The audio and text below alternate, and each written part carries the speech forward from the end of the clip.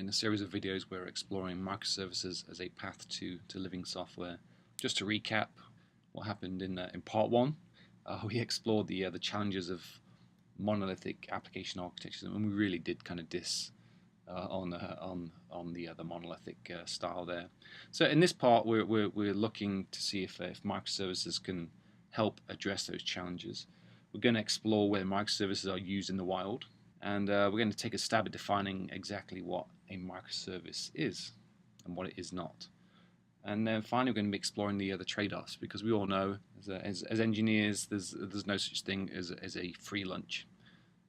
Let's move forward. So microservices is essentially infrastructure stuff, and anything that's kind of infrastructure related, it can be challenging to convince the business stakeholders to invest in this area. So if you're struggling with a monolithic application that's starting to show signs of wear and tear, we can look around and in the real world, and we can easily find cautionary tales where if you do not invest in the infrastructure and the stuff below ground that you can't see necessarily, there can be significant consequences down the road. And the Atlanta sewage system, watershed management system, provides a wonderful cautionary tale. So Atlanta experienced significant growth through the 90s and early part of this century. The pace of growth above ground did not match what was needed to be invested below ground. So the sewage system and the water system was somewhat a breaking point. Eventually, the feds came in and insisted that Atlanta kind of get its act together. Anyhow, so a cautionary tale. One of the things I want to discuss today is really, can microservices help to address these challenges of monolithic applications? And I like that quote there from Cliff Arno, reducing the haystacks for when you need to find the needle. I thought that's a perfect little tweet there that kind of resonates with me. Sometimes, as we look forward, the clues to the future really do kind of lie in the past. And so let's look at the one true religion, Unix. Although some purists may argue that Multics is actually the one true religion, but we digress. But let's look at the Unix philosophy. And for those of you that may not be aware, Unix has been around for 40 years or so, and to this day it lives on in various forms. It obviously heavily inspired the development of Linux, and of course Linux finds its way everywhere. I mean, it really is kind of ubiquitous. If you're carrying an Android phone today, Android is a derivative of Linux, which was inspired by Unix. So let's explore really what this Unix philosophy really is, and the reason why it was so successful and timeless. So the Unix philosophy really is all about writing programs that do one thing and do it well. And today we typically call that the single responsibility pattern. So write programs that do one thing and do it well. And write programs that work together. An example here, and first of all I need to draw attention to where this came from. James Lewis from ThoughtWorks provided a wonderful talk at QCon San Francisco 2012. You can find it on infoq.com. It's entitled Microservices, Java the Unix Way. So this is homage to James's observations. So here's an example of a Unix command line, and it looks kind of weird for the uninitiated. But basically, we have multiple programs that work here that each do one thing well. The cat program working from the left, the cat program basically dumps the contents of a file to a stream, in this case standard output, and that little pipe symbol is a way to connect the output of one program to the input of another one. The next part in the chain is a program called TR, and we're just doing some translation. We're dealing with replacing spaces with new lines there, and then we're feeding the output of that modified output into the input for sort, which, as it says on the box, does one thing really well, and that is to sort the output. and then the unique program there will remove duplicates, and then finally we sort and provide some extra statistics. What this mysterious piece of art does is actually take a file and then report on the number of occurrences of words in that file. It's actually part of a programming test that I do as I hire developers. So things to point out here. This is a good example of the Unix philosophy at work here. So we're seeing multiple programs that each do one thing and do it really well. They are working together, and yet they are completely decoupled from each other.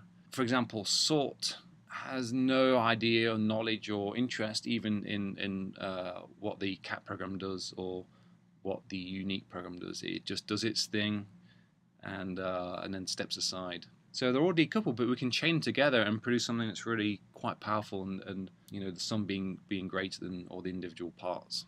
That's a brief an example of the Unix philosophy at work. So the takeaway is small things, write programs that do one thing, do it well, that work together.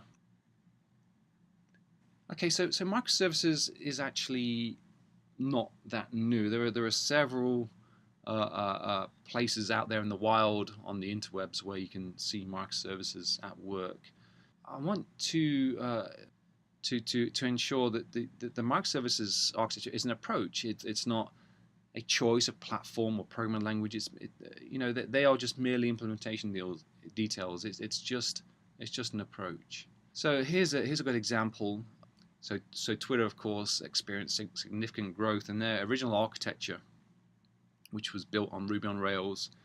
And Ruby on Rails is fantastic. I love Ruby on Rails. There's nothing wrong with Ruby on Rails, but it was for Twitter, it was a monolithic application, and they struggled to kind of scale with that architecture.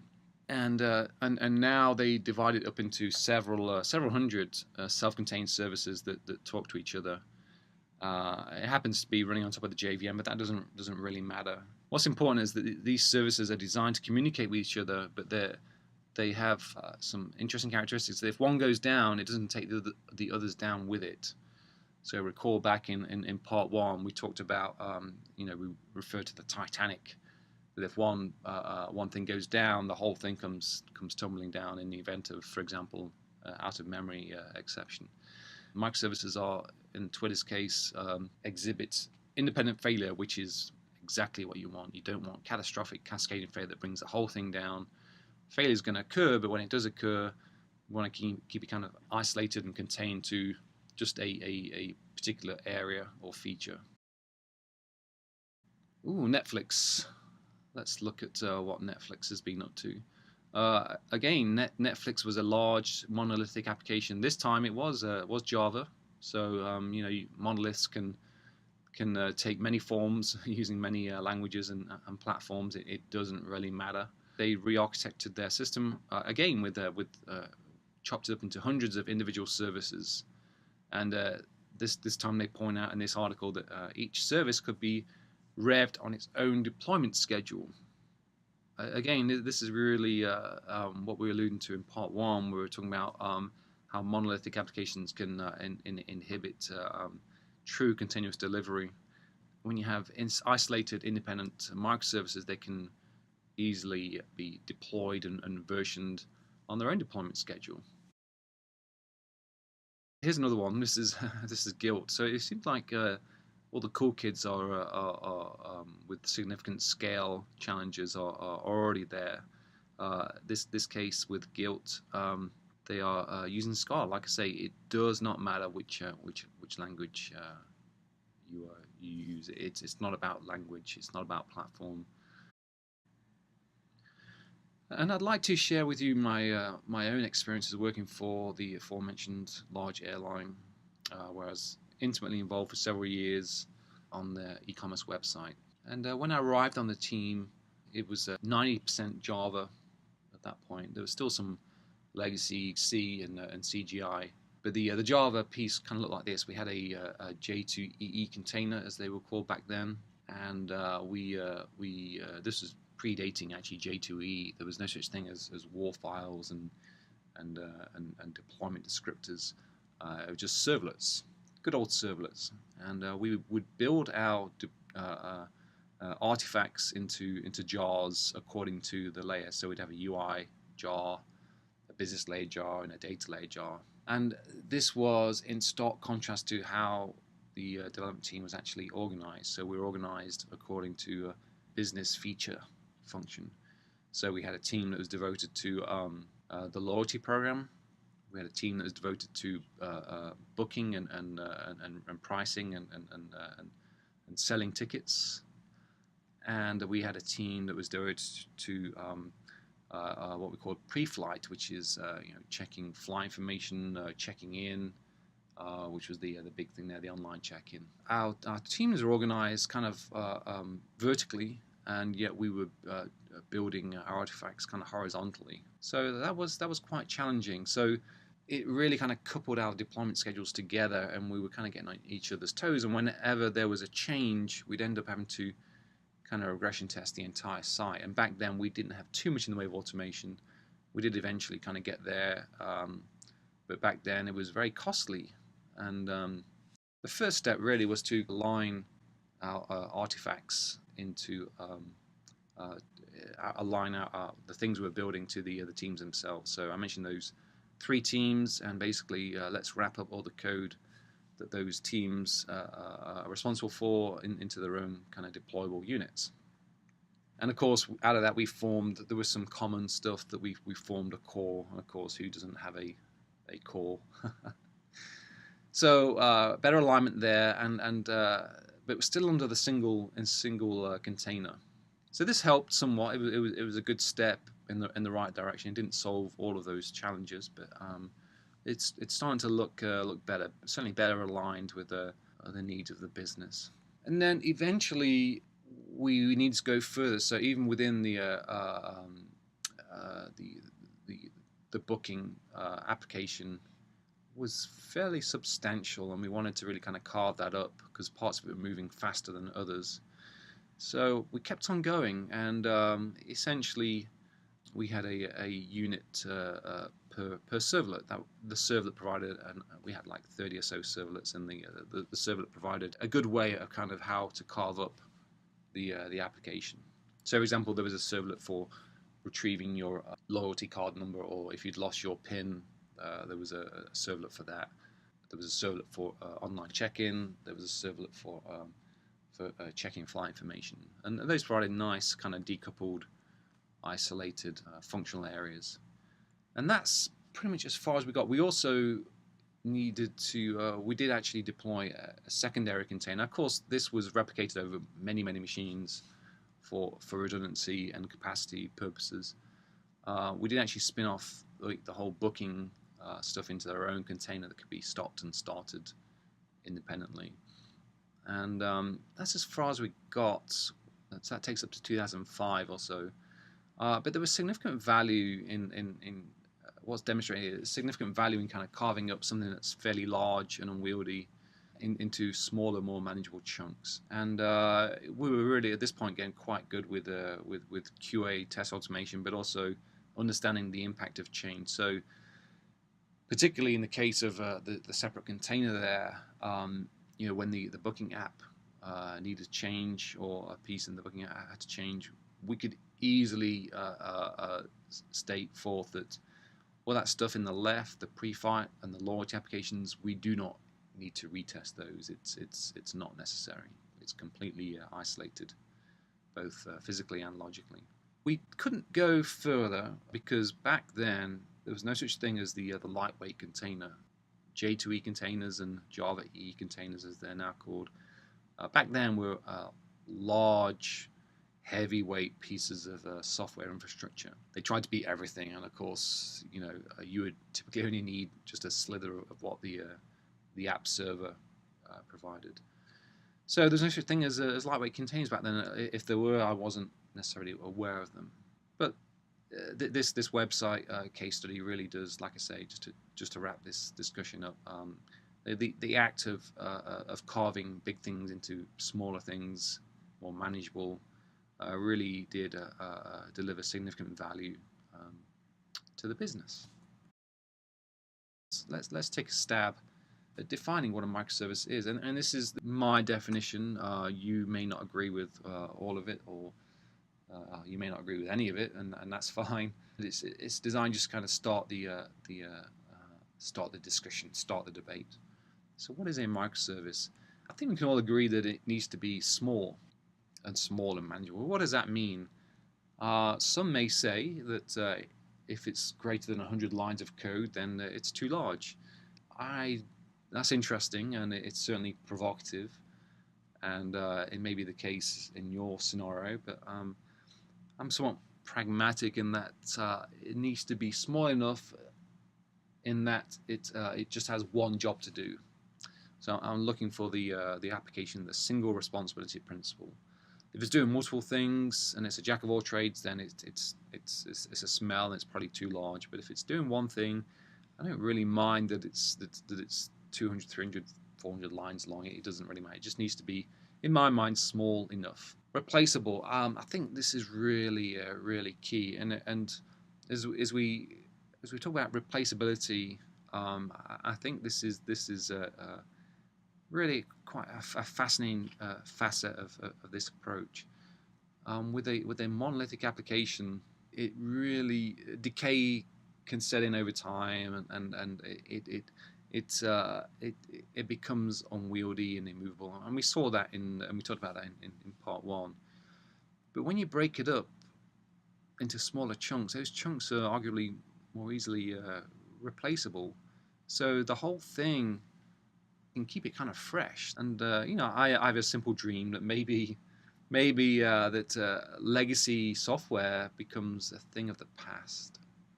Wouldn't that be wonderful? Never to have to deal with legacy software again, because we're always dealing with a young, replaceable software. So if a microservice is starting to show signs of age and starting to kind of get on your nerves, then go ahead and replace it. And there isn't much risk with that. So I think replaceability is really quite an interesting facet. These services must be isolated and decoupled, and just like the Unix example, they must have no knowledge or anything that's kind of working around it. It shouldn't care.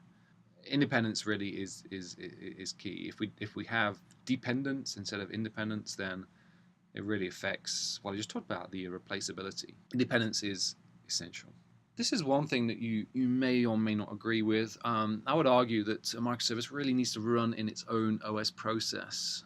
This is somewhat controversial, because everything that we've talked about so far, small, replaceable, independent, you could argue that, we had this thing called OSGI, and that can do all those things that you mentioned, so big deal. Well, the thing with OSGI is it still runs in a single JVM. I would argue that with microservices, it's a little bit different. And it's really one of its defining features that it has to run in its own OS process. And let's talk more about that. Modern operating systems just have so many tools and features built in that help you understand and probe and manage an individual process. Now, when everything's running in a single JVM process, you're kind of it kind of neuters those tools. For example, when you ask the operating system how much memory is being used by the JVM process, well, I can tell you that process has that much X amount of memory allocated to it, but you're missing out because Java. The JVM manages its own memory internally that it doesn't expose to the OS. So you somewhat only again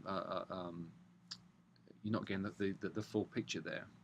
But when you start breaking down things into smaller processes, you can really truly measure the demands and the consumption of resources of a particular microservice. It has to be easily consumable.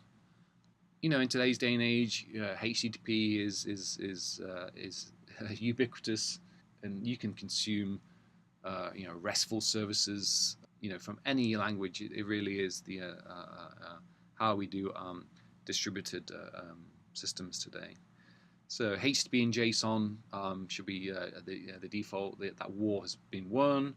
That should be the default, and until such time that it doesn't work for you, that would be my default choice. It has to be easily consumable. HTTP and JSON is where I would start. There are some for on the wire data representations. You may have extreme requirements, and JSON may be too expensive, in which case there are some alternatives you may want to look at, whether it's protocol buffers from Google, which is a much tighter representation on the wire. Upgradable, again, kind of along the same lines as replaceable.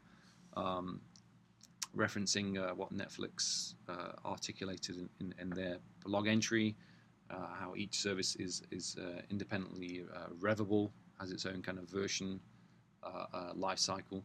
So upgradable, why not? Encapsulation. So it's important that when we design and build our microservices that they are free of side effects. So we're looking for hiding the details. I talked about this already, the single responsibility principle. Testable, absolutely. Has to be valuable. Forever young, this is really quite interesting, and again, some may say that if it's older than 6 months old, that microservice is just needs to be replaced. I think this is interesting. Free of temporal coupling. So we saw with Netflix and Twitter, their number of services are in the hundreds, and as we think about starting up our machines and our services, temporal coupling, we don't want to be in a situation where service X has to be up before service Y. We want to be free from that, and that service Y can and service X can be bounced kind of independently of each other. Fast and easy to start up. Let's talk about fast. So again, in part one, we alluded to how monolithic applications can take forever to get off their feet, which is an impediment to continuous delivery, and it forces us to do maintenance probably during these windows of low load. But if the thing can start within a second or so, then it really opens up the window to do maintenance, hot maintenance during the day in a less risky fashion. And that is my stab at defining what a microservice is. Like I say, you may or may not agree, or you may disagree, and that's okay. It's designed to just kind of start the discussion. This sounds fantastic, I hear you say, but inevitably, we've been doing this long enough. Certainly, I have. That there's no such thing as a free lunch. There are always costs and trade-offs. There's no such thing as a perfect solution across the board. So, what really are these costs of microservices? It sounds fantastic so far, but there has to be some hidden costs. What are they? And so let's explore the cost of microservices. One cost is you have to be very careful here that you're not displacing complexity. So in part one, you recall the class dependency diagram that I have, a big ball of mud, and there's a lot of complexity there and coupling. As we move to a world of microservices, we don't want to displace that into the physical space from the logical space, because we're not solving the problem, we're just kind of moving elsewhere. So be wary of complexity displacement. It's avoidable, and not necessarily a cost, more of a risk really than a cost. One may argue that many processes to manage when you move to microservices, you see an explosion in the number of processes there. Operational complexity, again along the same lines, you've now got many more processes to manage. Again, I think it can be mitigated by these kind of watchdog tools that can look out for the processes. Each service needs to be equipped with the right level of instrumentation and metrics, so it can report on its health, be able to kind of roll those up and get a single dashboard view of your entire microservices architecture. And of course, there are more moving parts to worry about, many processes.